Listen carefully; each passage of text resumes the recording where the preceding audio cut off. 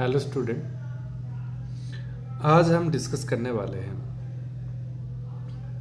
Countable and uncountable upset. क्या है भाई साहब? Countable and uncountable. ये बेटा हर कॉम्पिटिटिव एग्जाम में ये क्वेश्चन आता है। मतलब हो सकता है दिस ईयर में नहीं आया होगा तो नेक्स्ट ईयर में आया होगा। ऐसे क्वेश्चन आपको मतलब आईआईटी जाम देखो या फिर नेट देखो, गेट देखो, कभी ना कभी रियल एनालिसिस में इस टाइप का क्वेश्चन आता ही है बेटा। तो हम अभी क्वेश्चन को कैसे करेंगे हैंडल, और उसके साथ साथ हमने इसका बहुत सारा कंसेप्ट नहीं जानते हुए भी क्वेश्चन को कैसे अप्रोच कर सकते हैं, क्योंकि बहुत सारा फैकल्टी है उसको भी 3-4 दिन काउंटेबल अनकाउंटेबल पूरा टोटल 2 आवर्स का क्लास लेते हैं। फिर भी सब कुछ समझने के बाद भी वहां पे हमारा क्वेश्चन नहीं होता है। ओरिजिनल बातें मैं आपको बता रहा हूँ। इजी होता है ऐसे भी नहीं मैं बोल सकता हूँ, डिफिकल्ट भी हो सकता है ऐसे भी नहीं बोल सकता हूँ। तो ये एज ए प्रॉपर मैनर हमको क्वेश्चन को कैसे हैंडल करना है मैं सिखाऊंगा। उसी में आई थिंक 95% क्वेश्चन आपका सॉल्व हो जाएगा, मेरे को जितना लगता है। तो हम जाने से पहले कुछ बातों को हम डिस्कस करेंगे बेटा। 1-1 करस्पॉन्डेंस का मीनिंग क्या है? मैंने प्रीवियस बहुत पुरानी क्लास में मैंने बताया था। 1-1 करस्पॉन्डेंस का मतलब ये बेटा है कि 1-1 उसके साथ साथ on-to बोथ जब एक साथ होता है उसको बाइसेक्टिव बोलते थे। कभी कभी अच्छे लैंग्वेज में जब हम बात करते हैं तो सम्मान दे के थोड़ा बोलते हैं किसी को, तो उसको बोलते हैं 1-1 करस्पॉन्डेंस बोलते हैं। ओके बेटा, तो 1-1 करस्पॉन्डेंस कैसे हम इस काउंटेबल सेट में फिट करते हैं थोड़ा बात करेंगे उसके बारे में। तो जाने से पहले मैंने कुछ बुक्स के बारे में बताऊंगा और उसका कौन सी बुक में कौन सी कंसेप्ट को वो अप्रोच किए हैं उसके बारे में हम डिस्कस करेंगे बेटा। तो फास्ट हमने जब काउंटेबल सेट के बारे में डिस्कस कर रहे हैं तो हमने फास्ट एस.एल. अरोरा, ये बहुत अच्छा बुक है और डिस्क्राइब बुक है, बहुत सारा चीज़ों को वो एक्सप्लेन किया है। तो इस बुक मेरे को तो अच्छा लगता है, बट आपको कैसा लगेगा मेरे को पता नहीं, बट ये बुक अच्छा है। बहुत सारे फैकल्टी इसको फॉलो करते हैं, बट ये बुक तो सब लोग को अच्छे लोगों ने भी जानते हैं। मतलब ये बुक बाटले जो है, ये दोनों बुक जो है बहुत फेमस बुक है। तो और भी अलग अलग बुक हम जाएंगे, बट फास्ट ये दोनों बुक में क्या बातें बताया है, हमने क्या सीखे हैं, तो उसके बारे में हम डिस्कस करेंगे। नेक्स्ट में अदर बुक में क्या रिप्रेजेंट किया है, क्या किया है, हम उसके बारे में डिस्कस करेंगे। ओके बेटा, तो फास्ट बेटा ये जो एस.एल. अरोरा एंड बाटले जो बुक है, इन लोगों ने क्या किया ना, काउंटेबल को कैसे डिस्क्राइब किए उसके बारे में हम बात करते हैं ना। काउंटेबल सेट को वो बताए कि काउंटेबल दोनों तरीके से होता है, एक फाइनाइट है एक इनफाइनाइट है। अच्छा कोई बात नहीं, अरे यदि फाइनाइट को भी हम बोलते हैं फिर इनफाइनाइट को भी बोलते हैं, तो इनफाइनाइट में दोनों तरीका आता है। क्या है भाई साहब ना, इनफाइनाइट में एक काउंटेबल आ जाता भी और एक अनकाउंटेबल यहीं पे आ जाता है। बट हमने काउंटेबल के बारे में बात कर रहे हैं तो हमने उसको नहीं लिखते हैं कि अनकाउंटेबल होगा। तो फाइनाइट एक है और इनफाइनाइट है। तो इनफाइनाइट में कौन सी केसेस में काउंटेबल होगा और कौन सी केसेस में अनकाउंटेबल होगा, इसके बारे में भी हम डिस्कस बेटा करने वाले हैं। ओके, तो जब फाइनाइट है मतलब आप गिन पाते हो। ओके, सपोज आपको मैं दे दूंगा इतने चीज़ें कुछ मतलब कॉइन से दे दूंगा, तो आप गिन पाओगे ना। तो जब कुछ चीज़ों को आप गिन पा रहे हो, तो वो उसको हम बोलते हैं काउंटेबल बोलते हैं। मैं सपोज पूछूंगा, बेटा तुम्हारा गांव का कितना लोग हैं, गांव में कितने लोग हैं, आप हो सकता है थोड़ा डिफिकल्ट हो सकता है, ये नहीं मैं बोल रहा हूँ कि आप 2 मिनट में गिन दिए, नहीं, आप गिन पाओगे कि या नहीं गिन पाओगे। एक अप्रोक्सीमेटली भी आप बता सकते हो कि हाँ सर हमारा गांव में इतना लोग हैं। तो दिस कंडीशन, आप जब कुछ चीज़ों को गिन पाते हो तो उसको बोलते हैं फाइनाइट सेट, और every finite set is countable. क्या मैं एक रिजल्ट इसी भीतर एक रिजल्ट बोल दिया है जल्दी जल्दी में, तो आप याद रखना, every finite set is countable. प्रत्येक फाइनाइट सेट काउंटेबल सेट होता है, बट प्रत्येक countable set is not a finite. Okay, क्योंकि इनफाइनाइट भी हो सकता है।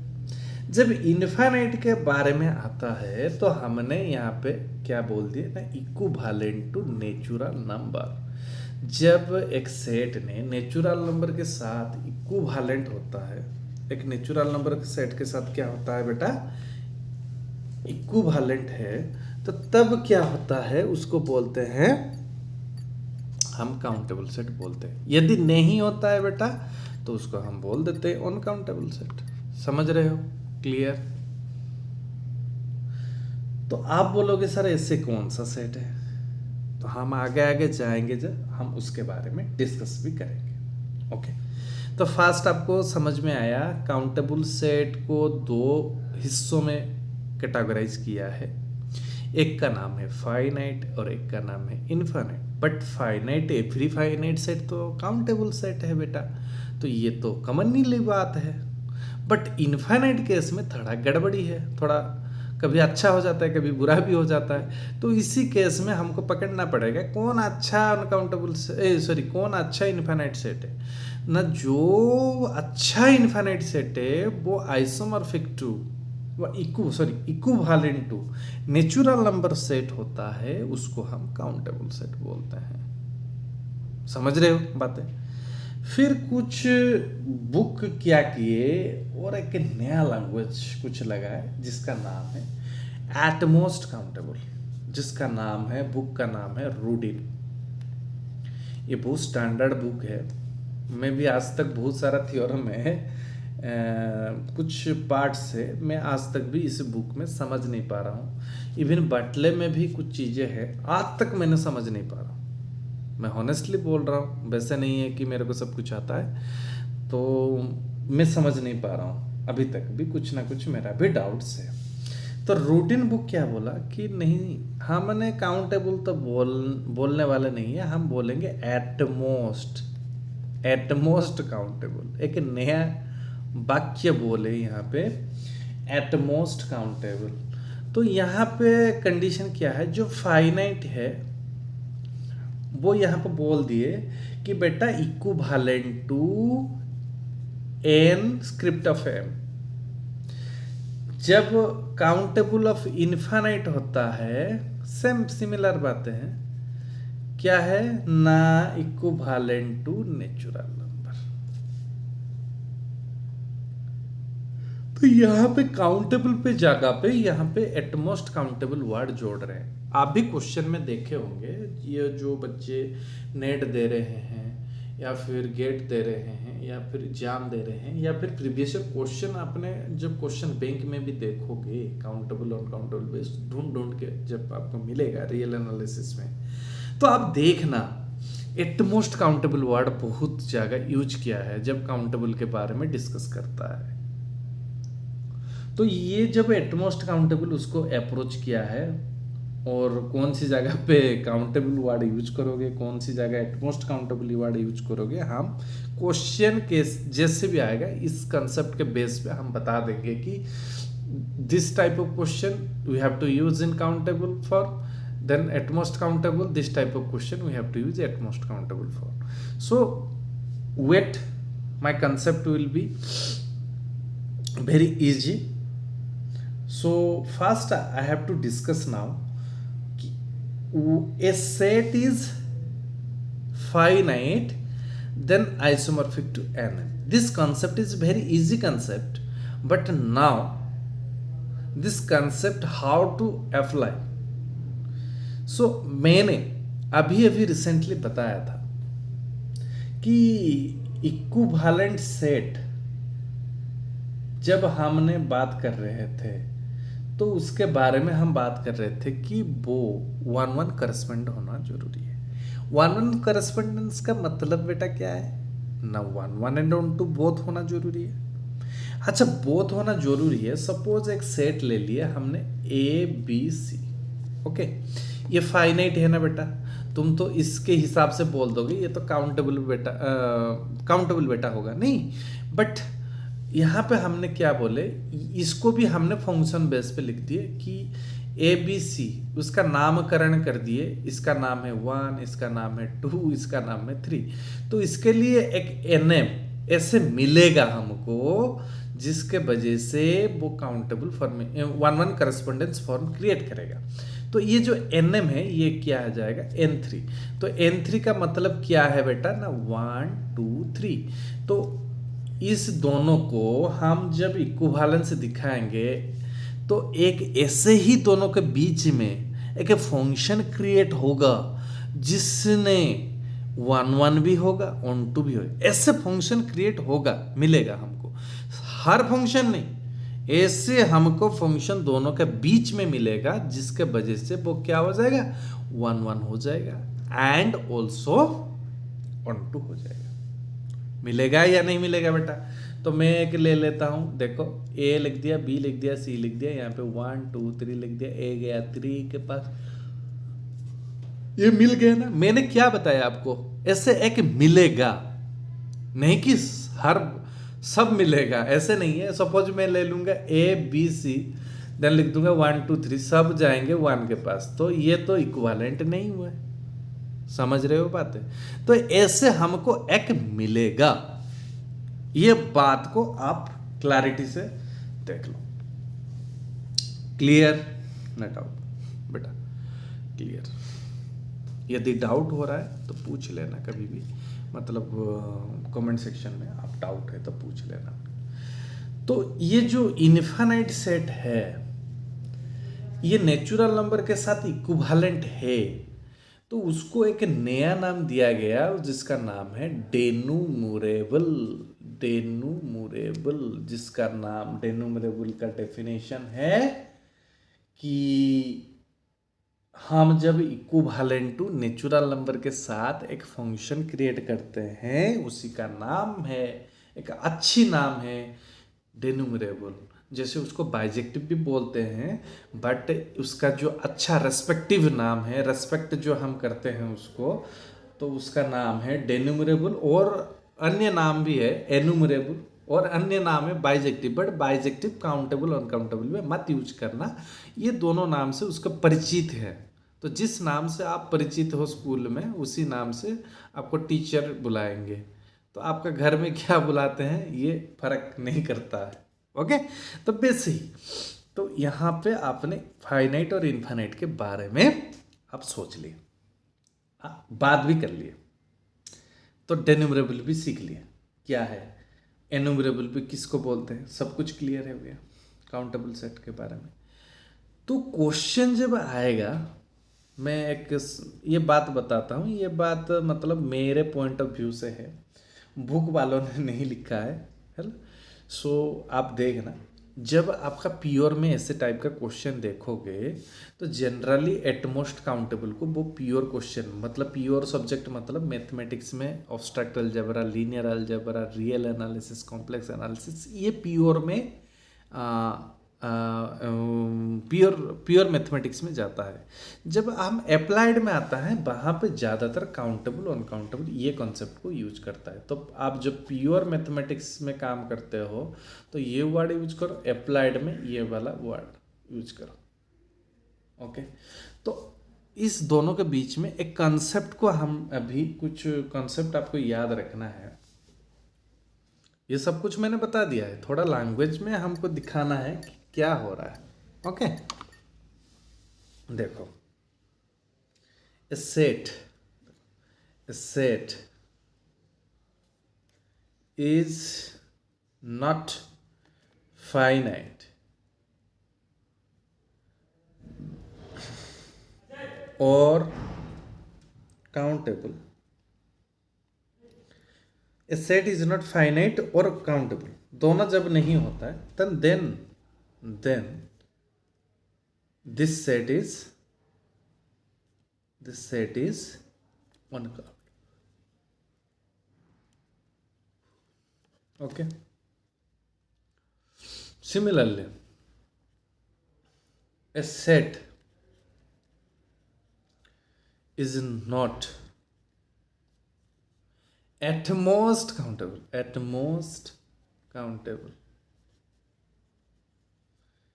then it is called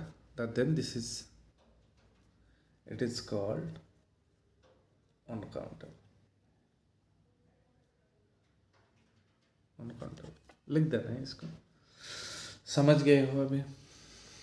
तो अभी क्वेश्चन मार्क आएगा, सर काउंटेबल सेट कौन कौन है? हम बोलेंगे नेचुरल नंबर है, खुद के साथ तो सब हर टाइम इक्विवेलेंट होते हैं। इक्विवेलेंट का मतलब क्या है? दोनों का बीच में सेम एलिमेंट है। सपोज मैंने ये ट्रायंगल लिया और ये ट्रायंगल लिया, दोनों इक्विवेलेंट है, मतलब ये लाइन के साथ इक्विवेलेंट, मतलब सेम होना जरूरी नहीं है। सपोज 4 सेंटीमीटर, ये हो गया 4 सेंटीमीटर, ये हो गया 4 सेंटीमीटर, ये 6 सेंटीमीटर, सपोज ये भी 6 सेंटीमीटर, ये भी 6 सेंटीमीटर, बट उसका एंगल देखो सब 60 डिग्री है, इसका भी एंगल 60 डिग्री है ना। तो इसी हिसाब से हम बोल सकते हैं उसका एंगल 60 डिग्री है, इसलिए ये दोनों है इक्विवेलेंट। इक्विवेलेंट का मतलब है कि सेम होना जरूरी नहीं है, कुछ चीज़ें ऐसी है जिसको हम मान लेते हैं उसके साथ समान के बराबर है, तो उसी जगह पे हम बोलते हैं इक्विवेलेंट। समझ रहे हो? क्लियरली समान नहीं है। तो उसी हिसाब से जब आप काउंटेबल सेट बोलते हो नेचुरल नंबर को, ये भी इन्फिनिट तक बेटा गया है, मतलब मैं ये बोल सकता हूँ, मैं पूछूंगा बेटा बताओ तो 3 के बाद नेक्स्ट नेचुरल नंबर क्या आएगा, मैं किसी को भी बोलूँगा तो आप क्या बोलोगे ना सर? 3 के बाद नेक्स्ट नेचुरल नंबर है 4। तो मैंने इंडिया में भी पूछूंगा, तुम बोलोगे 4, अमेरिका में भी पूछूंगा, वो बोलेगा 4, जहाँ पे भी मैं पूछूंगा वो सब लोग बोलेंगे 3 के बाद 4 है। बट मैंने एक इंटरवल ले लेता हूँ 0 और 1 के भीतर इंटरवल ले लेता हूँ। ये मैं बोलूँगा बेटा 0 के बाद इसमें क्या रियल नंबर वैल्यू आएगा? तुम बोलोगे सर 0 के बाद 0.1 ले लीजिए। मैंने कहा क्यों लेंगे भाई साहब, 0 से थोड़ा बड़ा एलिमेंट है 0 0 0 0 0 1, ये भी हो सकता है। और कोई बोलेगा 1000 1000 0 फिर 1। तो इसी तरीके से हम कभी भी 0 के बाद नेक्स्ट एलिमेंट कौन है एक इंटरवल में हम बता नहीं पा रहे, इतना डेंसिटी बेस पे एलिमेंट है। बट यहां पे काउंटेबल सेट में हम क्या बोल पा रहे हैं, नेक्स्ट एलिमेंट क्या है। समझ रहे हो मेरे अप्रोच को? यदि डाउट्स हो रहा है मेरे को पूछ लेना कभी भी। तो this concept wise I have to say about that, एक इंटरवल जो है वो अनकाउंटेबल है कि, और वो जो नेचुरल नंबर है वो काउंटेबल है, क्योंकि मैं जब फंक्शन क्रिएट करूँगा 1 1 एंड ऑन 2 फंक्शन क्रिएट ही नहीं होगा, 1 1 भी क्रिएट नहीं होगा एंड ऑन 2 भी क्रिएट नहीं होगा जब हमने 0 1 इंटरवल से यहाँ पे नेचुरल नंबर तक जाएंगे। समझ रहे हो बातें? तो हमारा अभी क्वेश्चन है कि सर कौन सा वैल्यू में, नहीं कौन सा सेट काउंटेबल है ना? हमारा जो नेचुरल नंबर है, जो इंटीजर सेट है, जो रेशनल नंबर है, ये सब ही सब काउंटेबल है। हम उसको भी थोड़ा प्रूफ का कंसेप्ट नेक्स्ट क्लास में करवाएंगे। तो अभी याद रखो, natural number, integer set and rational number always countable set है। समझ रहे हो बातें? नेक्स्ट,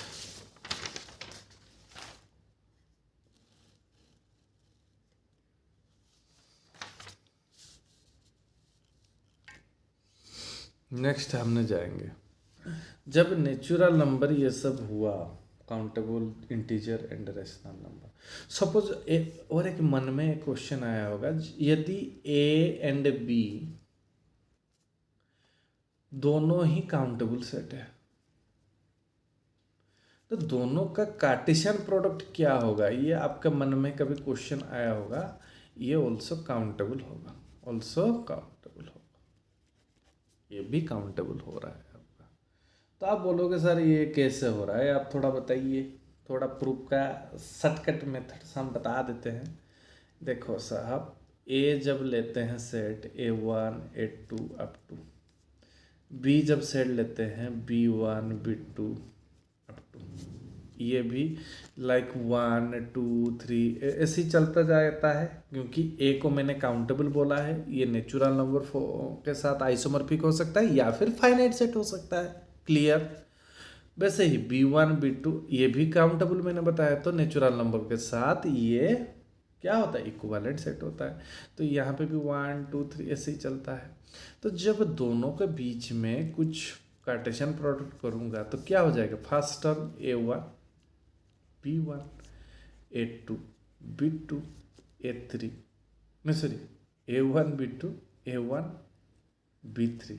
तो ऐसे ही चलता जाएगा ना बेटा। ज़्यादा से क्लियर हो जाते हो ये बातें मैं जो बता रहा हूँ। वैसे ही A1 के लिए मैंने सबको लिख दिया, फिर A2 के लिए लिखूंगा तो क्या हो जाएगा? A2 B1, यहाँ पे हो गया क्या? A2 B1 A2 B2 A3 B3, ऐसे ही चलता जाएगा। वैसे ही A3 B1 A3 B2, वैसे ही A4 A5 A6 A7 ऐसे ही चलेगा। बट मैं एक प्रोसेस बताता हूँ। A1 B1 एक लाइन ले लिया, वैसे ही A2 B1 A1 B2 एक लाइन ले लिया, फिर ऐसे ही 3 4 आएंगे, फिर ऐसे ही 10 5 7 आएंगे, ऐसे ही चलेगा ना सब टर्म को। तो इसका नाम दे दिया 1 के पास मैप करेगा, इसका नाम दे दिया 2, इसका नाम दे दिया 3, इसका नाम दे दिया 4, इसका नाम 5 6 7। जितना भी टर्म है वो नेचुरल नंबर के साथ आइसोमॉर्फिक ही क्रिएट करेंगे। और भी क्लैरिटी से मैं बताऊंगा, अभी के लिए इतना याद रख लो। तो ये जब पोजीशन हम कर देंगे 1 के बाद 2 के बाद 3 के बाद 4 5 6 7 8 9 10 11 12 13 14 ऐसे ही हम गिनते जाएंगे। तो जब A1 B1 हम लेंगे, वो किसके पास जाएगा? 1 के पास जाएगा, हमने लिख दिए हैं। A1 B2, तो ये किसके पास जाएगा? 3 के पास जाएगा। A2 B1 ये किसके पास जाएगा? 2 के पास जाएगा। तो जितना यहाँ पे बढ़ाते जाऊंगा, यहाँ पे नेचुरल नंबर का भी बढ़ते जाएगा। ओके, तो यहाँ पे आपको क्या सीखने के लिए मिला कि दोनों काउंटेबल सेट का कार्टेशियन प्रोडक्ट या cross product also be a countable set. Okay, वैसे ही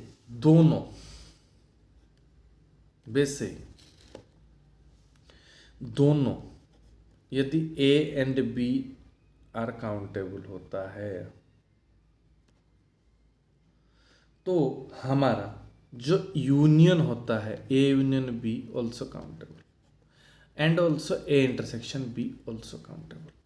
तो ये दोनों कॉन्सेप्ट को हमने बता दिए हैं, ये याद रखना है।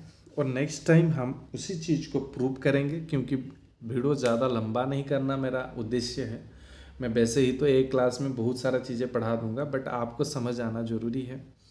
तो सॉरी, मेरा ज़्यादा स्पीड तो नहीं हो रहा है, स्लो हो रहा है कि स्पीड ही हो रहा है। आपका ऊपर डिपेंड करता है कि मेरा पढ़ाई कैसा रह रहा है, मेरे को तो पता नहीं है। बट मेरे हिसाब से मैं ठीक ठाक वे में जा रहा हूँ, ना ज़्यादा फास्ट ना ज़्यादा स्लो, ठीक ठाक वे में जा रहा हूँ। बट आपका सजेशन सबसे बड़ी है, तो आप बता सकते हो कि मैं फास्ट करूँ या फिर धीरे करूँ। ओके, तो this is very simplistic concept, but nowadays this question can be very difficult way to approach, but this concept is very easy, but question arising very simple, but our mind does not working this type of question how to implement in this concept in your exam right now. So this is not a very difficult concept, so I have to teaching in this concept. The next time we have to complete countable and uncountable sets, then I have to put minimum 5 to 10 question, then I have to discussing how to approach this question. Okay, so then we have to take time, then we have to go through rapidly this question. This is very easy question, so no doubt we have to attempt any competitive exam. My concept is that 95% question you have to apply this concept, then you have to get good mark, good score of this question. Okay, thank you to all.